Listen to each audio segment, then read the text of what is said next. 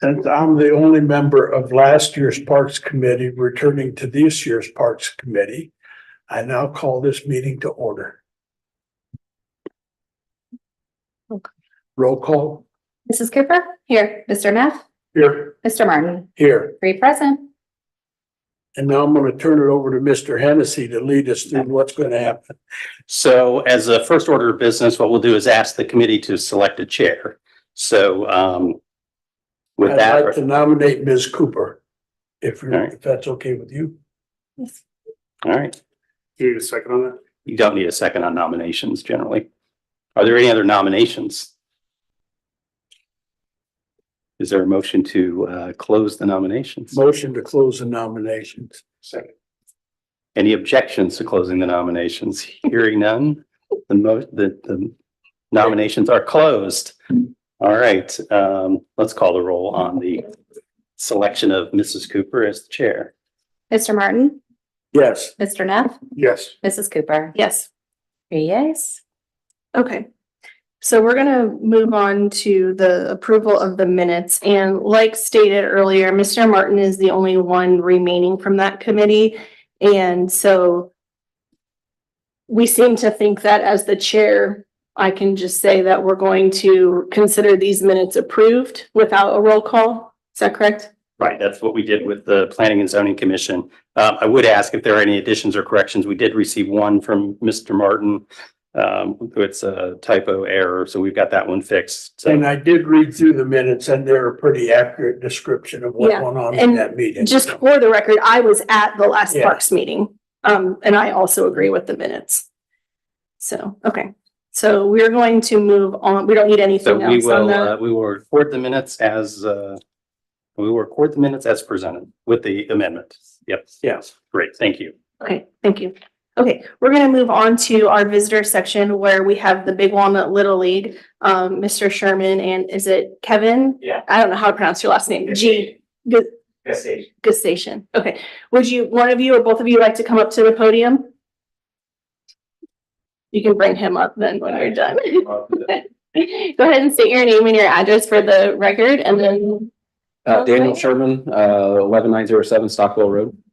We're just here today knowing that the Parks and Rec is looking at opportunities to improve our parks in the area and opportunities for our youth.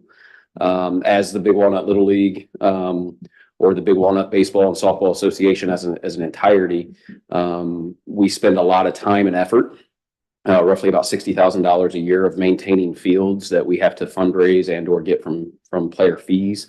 To manage, I think we're at 10 fields at this point, of which 7 sit on school grounds or are closely tied to school grounds, whereas GRE is close to the school, but not technically school grounds. And we manage and service every single one of those facilities ourselves with funds that we either fundraise or again, through fees to our players. One of the things that we would like to work with Parks and Rec as we look at development in the area is the opportunity to build a complex. A complex that can not only serve our community and our players. We service ages 5 all the way up to 15. It's about 600 athletes a year that we have purview over. And we manage everything from insurance to umpiring to our Little League constitution and everything that aligns with that. We also run an annual tournament. Our annual tournament is run around the Memorial Day weekend. It brings about 50 to 60 teams in, depending on the size that particular year. So you're looking at roughly another 600 or so players from outside the community coming in. If you add parents and family members, you're probably 2,000 to 2,500 people for a weekend that are frequenting the area and putting funds back into the community. So one of the ideas that we've had over a period of time is that if we had a complex, we could run multiple tournaments. We could do that throughout the year. We run that tournament primarily at the BWE complex with some other satellite games going on at some of the larger fields around the schools. The schools are nice enough to loan those fields to us for the weekend, and they help us service those. But if we had a complex where we could run more tournaments, we look at anywhere roughly our weekend tournament alone, just for our own fundraising, brings in about $12,000 to $14,000 of fundraising for us. It is our largest fundraiser that we do. But if we were able to do that multiple times, that doesn't include the amount of money that's going into surrounding restaurants, potential hotels. I'm not sure if there's anything that finds its way back to Sunbury related to any of the related hotels. My guess would be no at this point, but future potentially. We see a lot of complexes going in around, the Ohio area for these types of tournaments where they can be actually leased out to tournament directors and things like that will run tournaments both for baseball and softball. And so just for reference, I'm only speaking to baseball at this point. Softball also has that opportunity. So I would look at anywhere from a, ballpark figure, no pun intended, 75 to, 100,000+ a year of potential revenue tied to that. If we were to staff it correctly. All of our members are currently volunteers. Nobody does this, for a pay. So there's an opportunity there given not only the amount of funds that we raise that we contribute for our own management of the fields through third parties.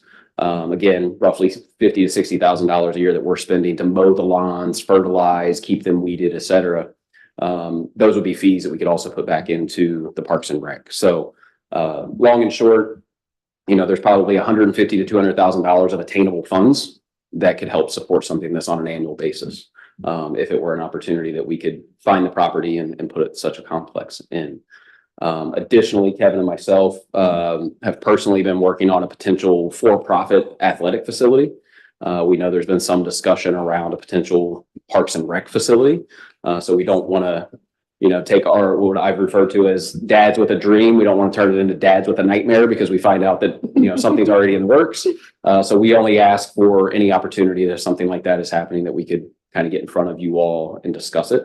As well as potentially if there's land available, because that seems to be our problem, that if there's Parks and Rec land available, it could be leased back or managed in a more privatized way through a public joint venture, we would entertain that as well. So that's my story. I don't know if Kevin has anything else to add to that, but that's what we're trying to get accomplished here. And our goal is to turn this town into a baseball and softball town as best we can, and we've done that. I think Ms. Cooper would agree just through her knowledge of the group and what we've done over the last 4 to 5 years of really trying to turn these fields into a place to be proud of and for these kids to play. When we took it over, the fields were in disarray. We've done a lot to really try to get them into a better standing and, not to pat ourselves on the back, but we've been successful in doing that. And so that's our goal for the long term as well. That's all I got. Any questions for me? Is there a piece of city-owned property that would accommodate such a request? Well, I was going to ask the question, how many fields do you think is kind of the minimum number required in order to Minimum make something like 3. this work? Ideal is they, a lot of places they do the 4-field clover leaf, if you will, with concessions and facilities in the middle. We've seen in some recent areas around like the Dayton area, the Xenia area, where they're actually doing the clover leaf, and then they've got 2 larger fields kind of off to the side to allow for the older age groups to play. So you essentially do the clover leaf for the kids up to about 12 years old, and then you've got 2 additional fields for the kids beyond 12. But again, it comes down to a space constraint more than anything. We do have 4 fields at BWE. It's functional. It's not set up the best. We actually just ourselves put about $8,000 worth of field tile drainage in those over the last year to try to help manage that, as well as the bike path went in. It created a lot of water flow down into the field. So we had to take it upon ourselves to invest in that. Mm-hmm. So. Do you have any other sources of revenue beyond kind of the participants are paying kind of a fee to be a part of the league? Yeah. And then you've got the fundraising component. That is it. Yeah. And so our fees run anywhere from about 90 to 110 a year, depending on the size of the turnout. And then, so that's a fair amount, right? That helps us significantly to not only cover the amounts I mentioned earlier, but also to manage uniforms, umpires, insurance, and the things of the like, as well as a capital plan, right? Putting batting cages, keeping our batting cages fresh, keeping our concession stand where it needs to be. fundraising is really ad hoc. There's no guarantees on any of that. We do everything we can to pound the pavement. When we hold tournaments, we look for title sponsors and things like that, but it's really just out of the courtesy of those around us. Do you bring food trucks in there and any of that, like at a tournament where there? We have. People to. Yes, so historically, we have brought food trucks in. We actually did a home run derby a couple of years. The last time I was here, we did a big home run derby up at the old high school, the new middle school. And we brought food trucks in for all of that, and it was good. This past year for the concession, our typical food truck canceled on us, so we just ran everything out of our concession. And it was very lucrative. We actually were able to get enough people through a sign up genius to help us make burgers and hot dogs. And we said, hey, this is actually maybe a little bit more valuable to us. So if we can get the volunteers, we'll do that. If not, we'll bring in something like a Dan's Deli or a Three Flame Barbecue or some of the others that are around. There are other opportunities, so we run like youth clinics as well. So outside of just your regular registration fees, we'll have a couple of clinics. They could be specific to pitching and catching, or the one coming up here. Most recently, we call it our readiness clinic, and it's just to get kids back into the swing of baseball. So that is a revenue stream. Would you come up to the mic and give us your name and address and So everything? make it formal. So I'm Kevin Gassation. My address, I am off of 109 Ross Common Drive in the Sunbury Meadows there. So my responsibility with the Little League is I actually in the baseball director. So I'm in charge of the actual Little League itself, which we used to consider as a rec program. And then off of that, we also have our travel baseball program, which Danny was the director of, and now he's the treasurer of everything. So yeah, as I was saying, outside of just the registration fees and the tournament, we also run clinics. What we've also seen with the more formal facilities, they will also run pretty consistently. They'll do umpire clinics as well. So one of the hardest things to do is to find certified umpires. So that comes at a premium as well. So those guys, if they find an opportunity to come in and get trained, walk away with their certification, that's another way to raise funds as well. So Yeah, and as far as the athletic facility that I referenced is more privatized. Kevin and I have been reviewing a potential opportunity to franchise from a group that is in Youngstown. And it is beyond baseball, right? So it is every sport. They got courts, they've got turf fields, martial arts, a little bit of weightlifting, training, et cetera. So that's a different kind of discussion, but it could be a similar discussion, right? If there's a way to move down that path. And that again brings in more tournaments, it brings in more people. I know they run almost every weekend. They're running currently volleyball tournaments and bringing in anywhere from 50 to 80 teams of volleyball players and their families into a small little area. To the extent that their shopping malls they ran out of parking, so their shopping centers down the street are saying, have them park here and we will give them discounts on food and we will pay for them to be shuttled to your facility back and forth. So it's just such an opportunity for them in their area that they are. So that's something we're looking at, again, more at a privatized level, but however we can try to align goals, that would be our objective for the community. sure, I think a good lesson that we've learned from them recently, and it kind of tracks with what we're seeing here locally, is they have a huge following and I guess patronage coming from softball, youth softball. So these softball programs are coming from multiple places throughout Ohio, Pennsylvania, and coming to that arena because in a softball, you just need 60 feet, 60-foot bases, and that facility is large enough that they can actually host full indoor tournaments for youth softball. And that's been a major revenue stream for them. And we're actually seeing that here at Bay Walnut. Our softball program grow. I mean, baseball program continues to grow as well, just because we have the population coming in.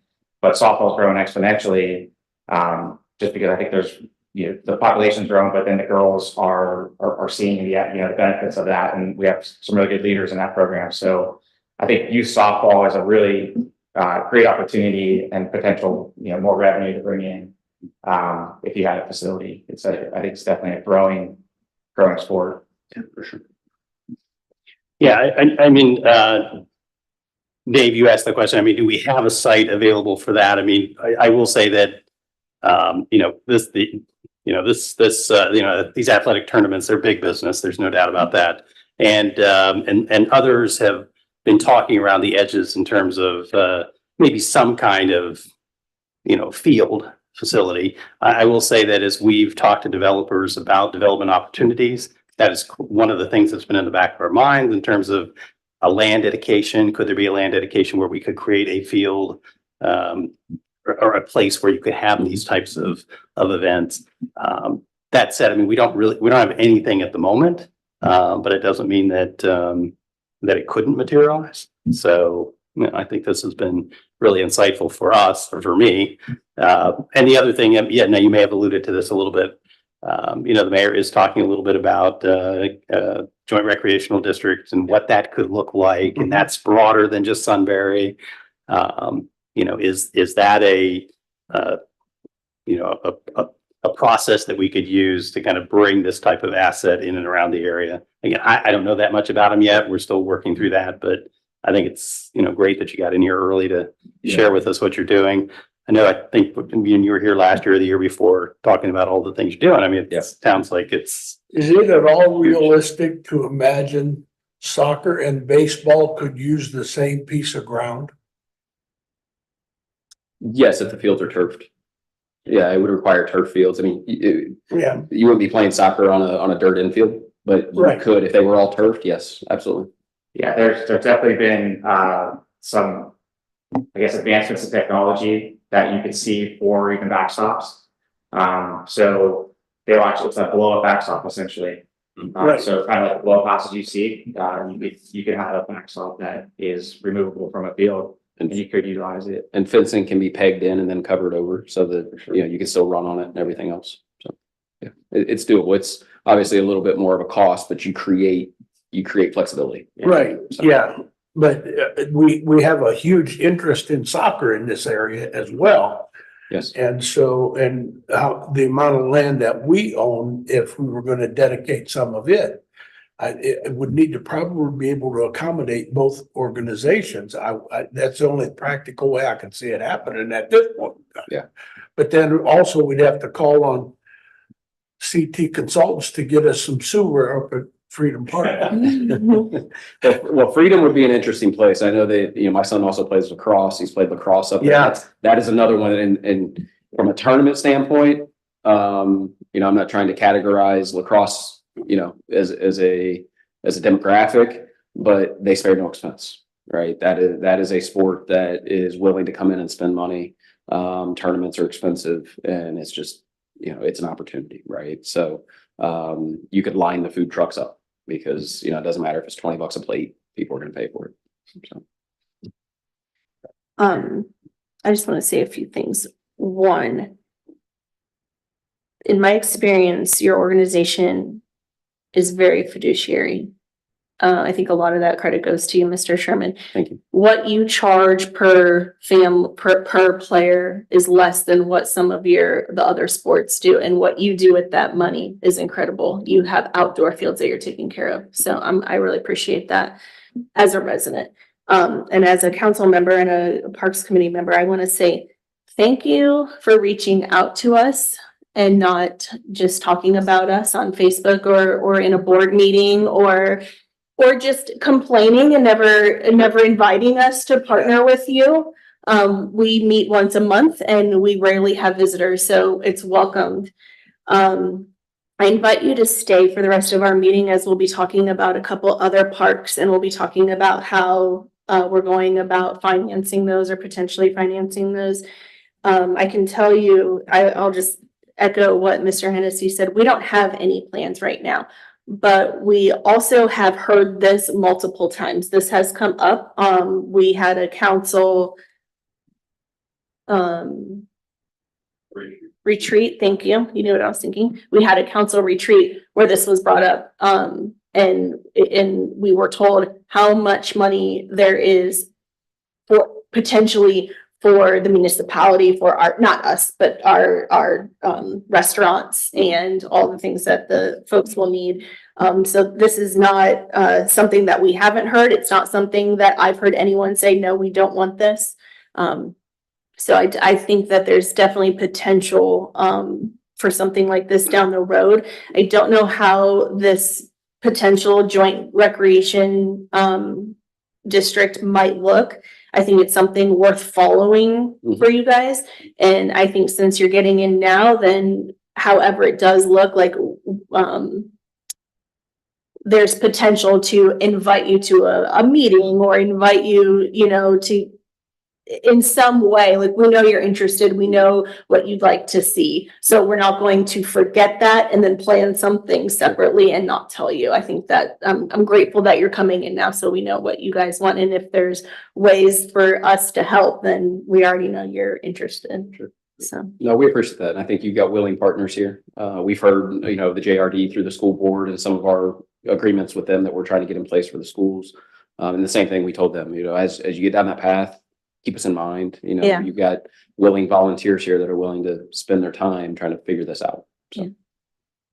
Okay. Yep. Thank you. Thank you. Yep. Thank you. Moving on to new and unfinished business. We've already done the chair. Pending state budget request, Mr. Hennessy. All right, so just wanted to get the new committee up to speed with what we're doing to help finance the improvements, the proposed improvements for J.R. Smith Park. So we do have in front of you, or in front of us, I guess, we do have the rendering of I think both phases, or the complete master plan for J.R. Smith Park, but we also have it in your packet as well. There's no page number on it, but oh, it's at the bottom. Sorry about that. Packet page 7 at the bottom is phase 1. So what you're seeing here is the city has submitted a request to the Ohio General Assembly asking for assistance to help us do phase 1 of the improvements. Again, phase 1's in your packet. Phases 2 are shown on the rendering in front of us. We've asked for $1.5 million from the Ohio General Assembly.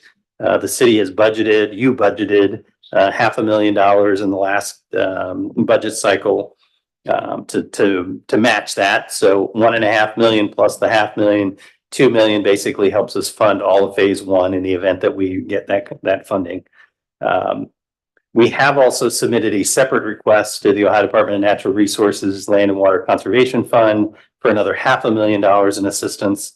If we receive that in full, we would have to find another $500,000 in local money to match that too. But if we're successful on all fronts, you know, that's about $3 million toward the improvements associated with J.R. Smith Park. Doesn't get us all of what's estimated for the master plan, but I mean, 3/4 of it is basically funded at that point. So that's great news. That said, today, just earlier today, or maybe yesterday, the House did come out with its version of the capital bill. It did not include funding for the city's request for J.R. Smith Park. It did include funding for the Ohio Fallen Heroes Memorial improvements. We've talked a little bit about that in the past. They've got a minor project to improve kind of the brickwork down there and kind of where the ceremonies take place. They're trying to improve that as part of the Ohio Fallen Heroes grant. So that is in the House bill, this is not in the House bill. That said, We it's not submitted done. for 3 things, right? Yes. So Ohio Fallen Heroes, J.R. Smith Park, and the third one was an extension of the Ohio to Erie Trail. It's this Route 37 where the bridge embankments are. And we talked about widening that road, improving the pedestrian safety on both the sides, putting a bridge across that connects the Ohio to Erie Trail. So that was the third request. And that was not in there either. That was not in the House version, exactly. So that said, there still is an opportunity for us to get funding when this bill goes to the Senate. We have shared our requests with Senator Brenner, and we're going to actively reach out to his office and see if we can get him over to Sunbury to show him more specifically what's being requested. We should know whether or not it's going to be in the Senate version of the bill somewhere in probably mid to late April. So we'll keep you posted on that. Just in terms of the overall funding, the state has set aside $700 million to help with community improvement programs or community improvement projects. And the state capital budget, then for anything that can be bonded with state money, it could be funded as part of the capital budget. When I looked at the list of projects in the House version, there were parks, there were trail projects that have been funded. So clearly those are on the radar. There were actually a couple of YMCA's that have some funding as well. So again, not that we say we're a YMCA, but again, a community center type approach. Not that we're ready to do anything on that front, but my point is that that they do seem inclined toward these types of projects. And so with maybe a little bit more effort, we might be able to get the senator to include them. So that's. I know the senator is a busy man, but I also know that he's in Sunbury almost every Tuesday morning at 7:30 for the Rotary Club meetings. So possibly we could, Use our friends at the Rotary to help us make Maybe. that connection. yeah. Okay. Well, that's great news about the Ohio Fallen Heroes. It's disappointing, on a $1.5 million level, that J.R. Smith wasn't in there. So. That was what I said. Exactly to that. Same page tonight, Daryl. Exactly, same page. Okay. I will set. Maybe one final point is, kind of related to the lacrosse comment that was made. I mean, that is something we do need to be thinking about, if we get funding, when we get funding to move forward with the J.R. Smith Park, that they have been using that field down there for some lacrosse for league play down there. So we'll probably have to think a little bit more about what's going on over at Freedom Park for them. So Currently, I don't know when lacrosse season is, but are they using it this year? well, they haven't reached out yet. Doesn't mean that they won't. And I Is that a can't. spring sport, Marie? Yes, spring. Maybe the end of the summer. I don't know. Spring. Okay. So are there updates on the J.R. Smith Park other than that? That is the only update on the funding piece of it. So we don't really have much more to add there. I don't think, Dan, you probably haven't done much in the way of the survey work yet. Okay, I didn't think so. Not on this project. You've been too busy on some other projects. Do we have an update on the Reservoir Park project? I'm Yeah, just so- going through the Yes, next exactly. agenda. Exactly. So, maybe Dan, why don't you just kind of talk through what we're doing over there at the reservoir? Again, we do have a rendering here that you can look at. We can share with anybody who wants to see it, but. We are in the process, the contractors in the process of lowering the reservoirs in order to sorry, I spilled my tea all over myself.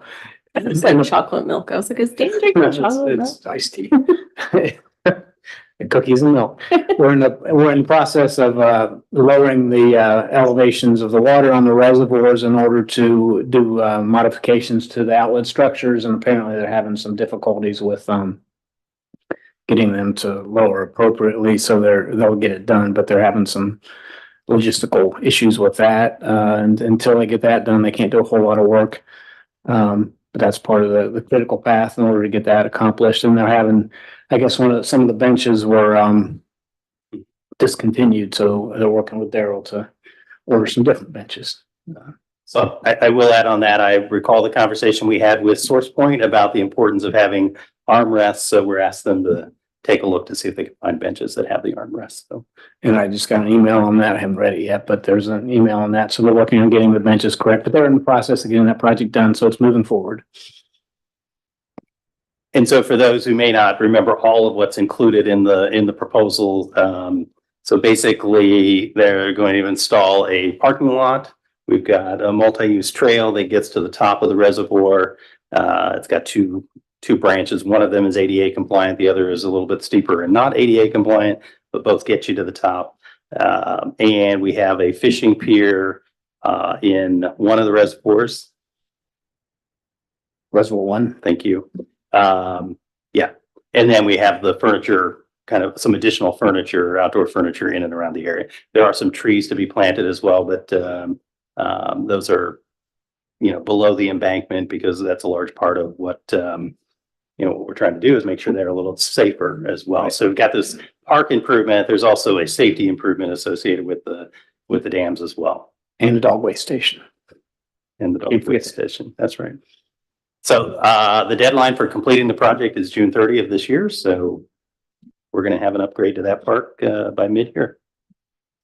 It's exciting. We've been working on this for a while, when I was on the Parks Committee last time, so that's exciting. Yeah. Okay. Any other new or unfinished business from the committee? I like this map. I'm just looking at this. What page are you on? Fast. Yeah, so I was gonna say, we did add one other thing, some park updates to the packet, so that's packet page. So 11. So Alyssa helped put that together, so maybe Alyssa just kind of walk them through what this is. Which includes the map in the back. So I wanted to start including kind of a monthly park updates report, just kind of see what's going on in each park every month at the meetings. So for Evening Street Park, currently trying to identify some different tree types that we can plant for that have the Big Walnut Intermediate students plant on their service day. And then just Freedom Park, General Rosecrans, no updates right now. We already went over the J.R. Smith, so reaching out to Senator Runner's office, trying to maybe schedule a site visit to help with the state capital budget. The old church parking lot and the old church park. Some scrub trees were removed in the winter. They were growing too close to a resident's roof and garage. And in the past summer, a church group came out and cleaned and removed some scrub trees that were located along the property line. And I couldn't remember for the life of me, Mrs. Cooper, what's the name of that church? It's the one that it's like every fifth grace. No, No, City North. City North. There you go. So that's the group. We would have put it in the list, but I couldn't remember their names. So they did But Grace has helped. Grace has done Yeah, work as well. they did a major cleanup to that park last year in and around the parking lot area. So it was a big improvement. And then for Old Orchard Park, I think it was back in January, we reached out to Aaron Noblet, and I actually have a meeting with him tomorrow morning. We're gonna do another walkthrough of Old Orchard Park to get a more in-depth analysis, kind of go over a better perspective of what the objectives are that we're asking. So we want to identify where the fruit trees are exactly, and if we can retain them or if they need to be removed. And we're also asking if we can put together a preliminary map of a trail through the trees so that we can make it a viable orchard again. And also if there's any suggested locations in which we can plant the fruit trees at, that would be the best for them. And then he'll put it all together in a survey report and have that back to us. And then for the reservoirs, we already went over the construction, so that's pretty much the only update with that. And then for Sunbury Memorial Park, we are currently working with CT Consultants on creating a map in GIS. It'll help to easily identify and more accurately locate the different grave plots. And it'll also be available to the public so people can easily identify where their loved ones are at more efficiently. And then a potential service day project we had thought of was having the students clean the headstones. So that could be something that they can do. It's the middle school Yes. that does those service days. Mhm. Yeah, and then Mr. Neff, as you mentioned, so we did ask to add the map to the back so you could start to see you just kind of where the parks are. I mean, most people probably know where they are, but for some, not. Some of those little ones, Evening Street, Old Orchard, are Yes. hard to place immediately. If my memory serves me correctly, you lease out some of Freedom Park, correct? We lease out like. We do lease a portion to a farmer. Yeah, who's farming 9 acres. Okay, so Probably less is that only 9 acres is all we lease out or? It's probably even less It's than, this area back here before you get to the disc golf course. It's right here. Yeah. yeah, it is way back. That's right. It's less than 9 acres. It actually used to be 9 acres. And then remember last year, we had some, I don't know, gravel or whatever out there. We did, so maybe you don't remember this actually. So we did expand the parking area Right. out there last year. Right. So that took away some of the farming space, but Hey, Dan, not to totally put you on the spot, but do you know, that church that's next to Freedom Park, do they have sewer there? No, They don't, No. that church operates on a septic? Yeah. Okay. Well, right, no sewer. Okay, I figured, but I was like, I gotta ask that question. To that point though, where does like the sewer stop? Like, is it Down at, right across Route 3. right over here? Yeah. Yeah, down at the intersection. Okay. So Yeah. then we contemplated, We had contemplating running a force main up through there in order to service that area. That's what we'd have to do at this Actually, right in point. area here. And they have to run a force main. Right in here. Is where our sewer ends. Yes, And Freedom Park's right here. yeah. Do we know how many acres like Freedom Park even is? 40 acres, 40? Including the 9 that we lease out including, I think that Yeah, includes the the number. whole place. is 40 Yeah. acres. For a complex, like a sports complex, how many acres are even needed? Is that? I'll give you more good. I'd say the 9 acres would do a baseball complex for sure. I guess my understanding, at least initially from the plan, the master plan that I saw maybe a year ago. And why don't you Yeah. jump up to the, yeah. These meetings are recorded and live streamed, so the microphones help our listeners. The master plan that I had seen maybe a year ago was to have that 1 million acres utilized for some sort of facility, right? So it's like a phase 2 or 3 or whatever that was. But yeah, that would be more than enough. You know, if you had Freedom Park as a complex with that 9 acres, you could probably service all sports. Little mini Bevelheimer, somebody's. The problem- The The problem with the 9 acres, in the past, we've considered doing stuff down there, back when I used to be village administrator. But there are some pretty low spots in that area that when the creek overflows, some of that area is underwater and it's not a good place to plan on putting a sporting field or something like that. So there are some There's 40 other acres there, or 30, Yeah. 31 other But- acres. lacrosse uses it and soccer uses it, so. And football uses it too, but Yeah, could- yeah. I think there's enough space there. We could work But there's together. that other field across, behind, just across from it that we've talked about maybe owning one of these days. Across from, Right next to Freedom Park, this strip right down here. That's a piece of ground that has been talked about being added to the Freedom Park property in the past. And it would be very, very, very good to have. The one other item that there was some concern about potentially ODOT at that intersection there, that Freedom potentially. Just with traffic. traffic coming in, there's a light, you know, a rocks throw away, right? So you're on a little bit of situation there. But yeah. Nobody said we could put peanuts in. Yeah, we'd have to address we'd have to put it in a turn lane and do some things to accommodate the use of that facility, that parkland for some, that was gonna draw a lot of people in, so. But that's been in the discussion for a long time, so. Yeah, Is this something you've reached out to some of the other organizations about and talked to them? So I have a very close relationship with Darren Reed over from Cross. We have had conversations about it outside of that.